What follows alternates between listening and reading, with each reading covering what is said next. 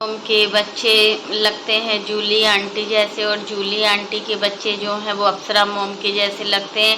तो एक लोगों का कमेंट आया है कि मतलब इस तरीके का है, उनको उनके बच्चे ले लेना चाहिए और उनको उनके बच्चे ले लेना चाहिए।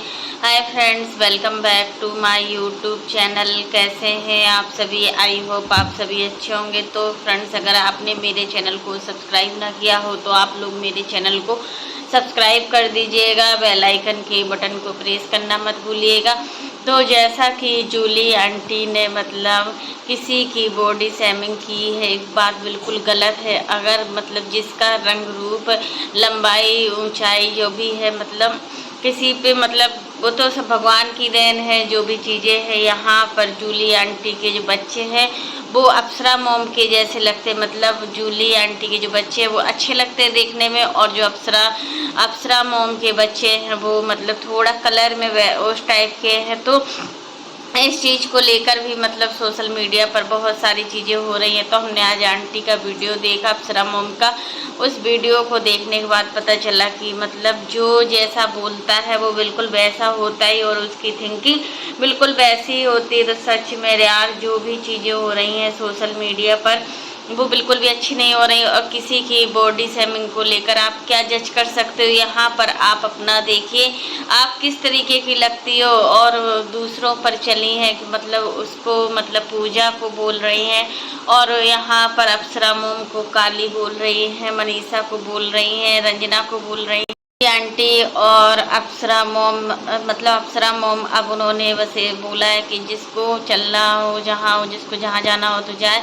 अब हमें कुछ नहीं करना हो, जो जिसको बोलना है उसका मन करे। क्योंकि देखिए, हमारे बोलने से किसी को फर्क नहीं पड़ रहा है तो हम कुछ नहीं बोलेंगे। और यहाँ पर जूली आंटी अपनी सारी हदें पार कर रही हैं।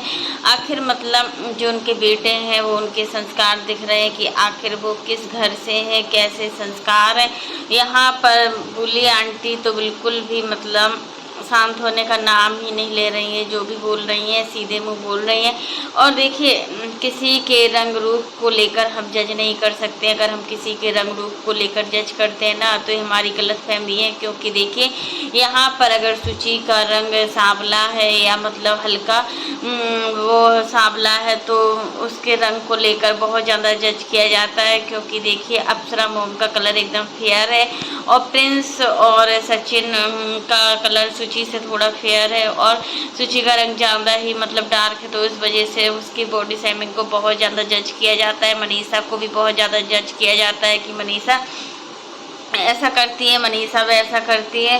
तो मनीषा को लेकर ये सारी चीज़ें हैं जो जूली आंटी बोल रही हैं। और जूली आंटी ने कितना कुछ बोला है, तो ऐसा कमेंट नहीं करना चाहिए। जो भी लोग इस तरीके का कमेंट करते हैं वो अपने मुंह पर खाने वाले हैं, और अपने मुंह पर किस तरीके की बातें मतलब सुन भी रहे हैं। जूली आंटी जो हैं वो एकदम मतलब अपना चैनल चलाने के लिए किसी भी हद तक गिर सकती हैं। उनका काम ही एक है कि मतलब वो अपने चैनल को आगे बढ़ाने के लिए, ग्रो करने के लिए बहुत कुछ बोल रही हैं, बहुत कुछ। यहाँ पर बात होती है कि अप्सरा आंटी अभी गांव गई थी। गांव में इनके देवर और देवरानी ने पूजा रखी हुई थी, शंकर जी की रुद्राभिषेक था शायद, या शंकर जी बने हुए थे, तो वहाँ पर गई हुई थी। तब भी लोगों ने पूजा पाठ कर रहे हैं, तब भी लोगों ने नहीं छोड़ा है। आखिर क्या करें तो क्या करें? अब तो मतलब बिल्कुल से जीना ही हराम कर दिया हुआ है इनका, कुछ बोलने को बचा ही नहीं। आखिर इस तरीके के लोग हैं जो सोशल मीडिया पर गंदगी फैला रहे हैं। और देखिए, जब जूली आंटी को अप्सरा मोम अच्छे से जानती भी नहीं है, तो इतना कुछ एक समय सचिन और इनका बेटा फ्रेंड्स हुआ करते थे, उसी फ्रेंडशिप की सज़ा मिल रही है कि आज मनीषा को जो इतना कुछ बोला जा रहा है मनीषा को लेकर, और तरह तरह की बातें की जा रही है। अप्सरा मोम, गर्मी इतनी चल रही है ना, तो सिवान में बहुत ज़्यादा गर्मी थी, उस वजह से अप्सरा मोम बहुत ज़्यादा परेशान चल रही थी। उनको लग रहा था जल्दी से जल्दी अपने घर जाए सिवान, क्योंकि यहाँ पर सारी सुविधाएं हैं होती हैं। और गांव में तो वैसे भी बहुत कम सुविधाएं होती हैं, लाइट बहुत ज़्यादा जाती है, और इतना लाइट कटती है ना, जिस वजह से गाँव में रहना बहुत मुश्किल होता है। लेकिन अप्सरा मोम हर चीज़ को लेकर मैनेज करती हैं। उनको गाँव और शहर से कोई भी मतलब नहीं है, जहाँ भी वो जाती हैं वहाँ पर अच्छा लगने लगता है। लेकिन होता है ना कि जहाँ पर हम रहते हैं ना, हमें वहाँ पर ज़्यादा अच्छा लगता है। और सच में लगना भी चाहिए, क्योंकि हम जहाँ पर रहते हैं वहाँ पर हमारी यादें बच जाती हैं। और अंशु को लेकर, अंशु ने नए घर में क्या सावन के महीने में कोई नया घर चेंज करता है क्या?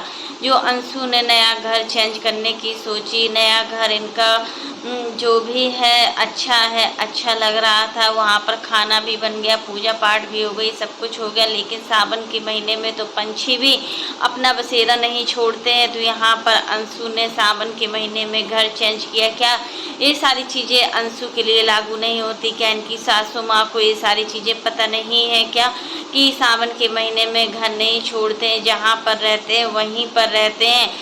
लेकिन होता है ना, कहीं कहीं पर लोग नहीं मानते इन सारी चीज़ों को। उनको सिर्फ लगता है कि ये सारी चीज़ें जो होती हैं वो गलत होती हैं। और अंशु के साथ साथ इनकी देखिए बड़ी मम्मी भी है, बड़ी मौसी भी हैं, सब लोग हैं, उनको बताना चाहिए था। और मेन चीज़ होती है सासू माँ की, सासू माँ को बताना चाहिए था कि सावन के महीने में घर नहीं छोड़ा जाता है। हम जहाँ पर अभी 1 महीने की तो बात है, 1 महीने में क्या कुछ बिगड़ जाता है। 1 महीने और बसंतपुर में रह लेती, लेकिन नहीं, अंशु को जाना था न्यू घर में, तो वो न्यू घर गई हुई हैं और वहीं पर शिफ्ट हो गई हैं। यहाँ पर इनका आना जाना बना रहेगा और जब ज़रूरत पड़ेगी तो ये आती जाती रहेंगी। पूरा सामान लेकर नहीं गई हैं, अभी कुछ सामान इस घर में भी है। और ससुर जी इनके चले गए हैं कोलकाता, क्योंकि कोलकाता में इनकी ड्यूटी है, तो उनको तो जाना ही जाना था। और काजल चली गई है अपने ससुराल, क्योंकि काजल की भांजी एक्सपायर हो गई है।